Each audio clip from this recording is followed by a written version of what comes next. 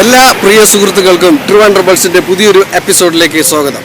ഇന്ന് നഗരത്തിന്റെ മറ്റൊരു കാഴ്ചയാണ്. നമ്മുടെ നഗരം വളരെ മനോഹരമാണ്. പക്ഷേ പല സമയങ്ങളിലും അതിന് ചുറ്റുപാടും ധാരാളം പോസ്റ്ററുകളും കൊടിതോരണങ്ങളും ഫ്ലെക്സും ഒക്കെ ആയിട്ട് ആ നഗരത്തിന്റെ ഭംഗി നഷ്ടപ്പെട്ടിട്ടുണ്ടായിരുന്നു. 2015-16 കാലഘട്ടത്തിൽ അന്നത്തെ ടൂറിസം വകുപ്പും ടൂറിസം പ്രൊമോഷൻ കൗൺസിലും കൂടി ചേർന്ന് ആവിഷ്കരിച്ച ഒരു പദ്ധതിയായിരുന്നു ആർട്ടീരിയ. ഇപ്പോൾ അത് കുറേ ഭാഗം മങ്ങലേറ്റിട്ടുണ്ടെങ്കിലും നഗരത്തിന്റെ മുഖച്ഛായ മാറ്റുന്നതിൽ വളരെയധികം പ്രാധാന്യം വഹിച്ച ഒരു പദ്ധതിയായിരുന്നു അത്. അതായത് ഏകദേശം 7000 സ്ക്വയർ ഫീറ്റ് മതിലുകൾ ചിത്രകാരന്മാരെ കൊണ്ട് ചിത്രം വരപ്പിച്ച് മനോഹരമാക്കി. അത് ഒരു പുതുമയുള്ള കാഴ്ചയായിരുന്നു. ഇന്നും നമ്മൾ ഈ സിറ്റിയുടെ ഹൃദയഭാഗത്തുകൂടി ഇങ്ങനെ സഞ്ചരിക്കുമ്പോൾ ഈ കാണുന്ന ചിത്രങ്ങൾ വളരെയധികം ആസ്വാദ്യകരമായ ഒന്നാണ്. അപ്പോൾ അത് ധാരാളം കലാകാരന്മാർക്ക് അവസരം കിട്ടുകയും ഒരു വലിയ പ്രോജക്റ്റായിരുന്നു. കേരളത്തിലെ പ്രശസ്തരായ നിരവധി ചിത്രകാരന്മാരുടെ ഒരു കൂട്ടായ്മയോടുകൂടിയാണ് അന്ന് ഈ പരിപാടി ഇവിടെ ആവിഷ്കരിച്ചത്. ആ ചിത്രങ്ങൾ ഇന്നും വളരെ ഒളിമങ്ങാതെ തന്നെ ആ നഗരത്തിന്റെ ഭംഗി ഒരുവിധം കാത്തു സൂക്ഷിക്കുന്നതിൽ പങ്കുവഹിക്കുന്നുണ്ട്. അപ്പോൾ നമുക്ക് ആ കാഴ്ചകളിലേക്ക് നിങ്ങളെ കൂട്ടിക്കൊണ്ടു പോവുകയാണ്.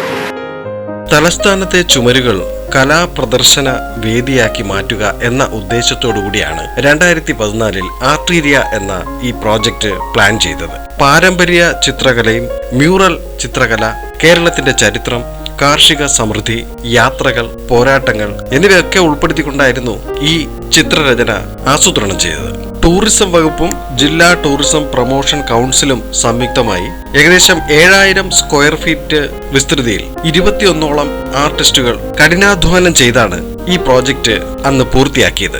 പ്രശസ്ത ചിത്രകാരനും ശില്പിയുമായ Shri Kanayi Kunhiraman, Kattoor Narayana Pillai, BD Dathan, NN Rimson, Tenzing Joseph തുടങ്ങിയ പ്രമുഖരായ ചിത്രകാരന്മാരായിരുന്നു ഇതിന് നേതൃത്വം വഹിച്ചത്. ചിത്രകലയിലെ പലതരത്തിലുള്ള രീതികളും സങ്കേതങ്ങളുമൊക്കെ നമുക്ക് ഈ ക്യാൻവാസിൽ ഉടനീളം കാണുവാൻ സാധിക്കുന്നതാണ്. കൂടാതെ ഇത് ഇന്ത്യയിലെ ആദ്യത്തെ പബ്ലിക് ക്യാൻവാസ് ആയി രേഖപ്പെടുത്തിയിരിക്കുന്നു. നമ്മുടെ തിരുവനന്തപുരത്ത് നടത്തിയ ഈ ഒരു സംരംഭത്തെ മാതൃകയാക്കി മറ്റു പല സംസ്ഥാനങ്ങളിലും ഈ രീതി അവലംബിച്ചതായും നമുക്ക് അറിയുവാൻ സാധിച്ചിട്ടുണ്ട്. വരും കാലങ്ങളിൽ ഇതിന്റെ കേടുപാടുകൾ തീർത്ത് പുതിയ ചിത്രങ്ങളൊക്കെ കൂട്ടിച്ചേർക്കും എന്ന് നമുക്ക് പ്രതീക്ഷിക്കാം. ഒരു തരത്തിൽ പറഞ്ഞാൽ ഇത്തരത്തിലുള്ള കലാസൃഷ്ടികൾ ഒരു നഗരത്തിന്റെ ഭംഗി വർദ്ധിപ്പിക്കുന്നതിൽ പ്രധാനപ്പെട്ട ഒരു പങ്ക് വഹിക്കുന്നു എന്നുള്ള കാര്യത്തിൽ യാതൊരു സംശയവുമില്ല.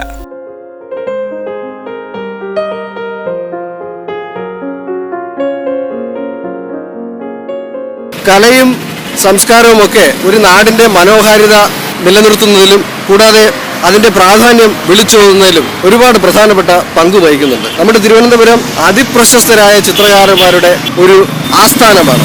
അപ്പോൾ അങ്ങനെയുള്ള ഒരു സ്ഥലത്ത് തന്നെ അവരുടെ കൺമുന്നിൽ വൃത്തിഹീനമായിരുന്ന ഈ ചുമരുകൾ മനോഹരമാക്കിയത് ഒരു വലിയൊരു സംഭവം തന്നെയായിരുന്നു. നഗരത്തിന്റെ ആസൂത്രണത്തിൽ നിരവധി പാളിച്ചകൾ ഉണ്ടായിട്ടുണ്ടെങ്കിലും ഇനിയും വരും കാലങ്ങളിൽ തിരുവനന്തപുരം നഗരത്തിന്റെ മുഖച്ഛായ മാറുന്ന നിരവധി പദ്ധതികൾ ഇവിടെ വരുന്നുണ്ട്. അവയെല്ലാം നമ്മുടെ പരിസ്ഥിതിക്കും ഭംഗിക്കും പ്രൗഢിക്കും ഒട്ടും മോശമാകാത്ത തരത്തിൽ വളരെ നന്നായി തന്നെ പരിപാലിക്കപ്പെടും എന്ന് നമുക്ക് പ്രത്യാശിക്കാം.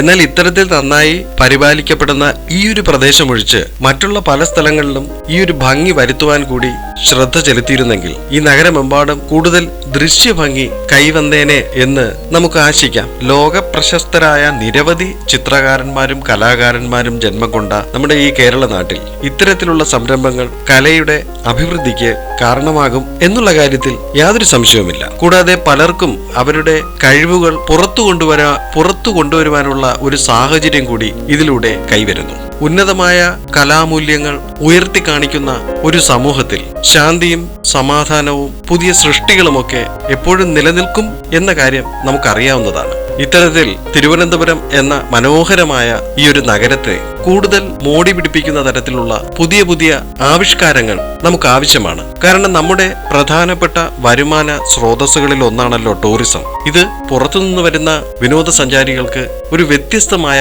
അനുഭവം കാഴ്ചവെക്കുന്നു എന്ന കാര്യം വളരെ ശ്രദ്ധേയമായ ഒന്നാണ്.